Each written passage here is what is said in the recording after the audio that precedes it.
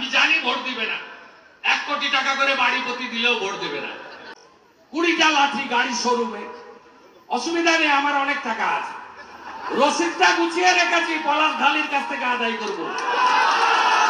26 সালে রসিদটা গুছিয়ে রেখেছি, আদায় করবো 6% ইন্টারেস্ট দিয়ে।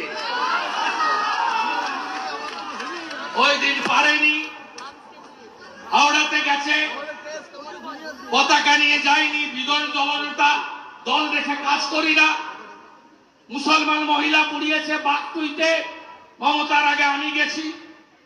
এই মগরাহাট আইএসএফ সিপিএম এর বাড়ি ভেঙেছে পঞ্চায়েতের পরে, আমি গেছি রিলিফ নিয়ে। আমি জানি ভোট দিবে না।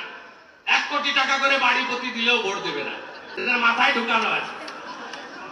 এরা রেশন নিবে মোদির, ভ্যাকসিন নিবে মোদিজির, শৌচালয় নিবে, ঘরও নিবে, বলবে ওটা অধিকার। আর ভোটের সময় বলবে বিজেপি হিন্দুদের দল।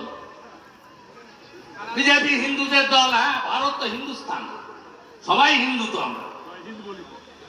জয় হিন্দ বলি। ভারতের 3টা নাম, ভারত, ইন্ডিয়া, হিন্দুস্তান। স্বাভাবিকভাবে আমি ওখানে গেলাম, আছে 13 মিনিট এখনো আছে, আমি সুযোগ দেব না।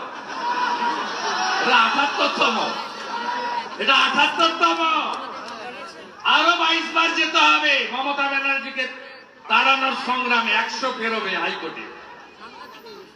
এবং তারপরে যা যা করছেন, সুদ এবং দণ্ড সুদ সহ যদি তুলে না নিতে পারি, আমি হিন্দুর বাচ্চা নই। আমার নাম সুরেন্দ্র।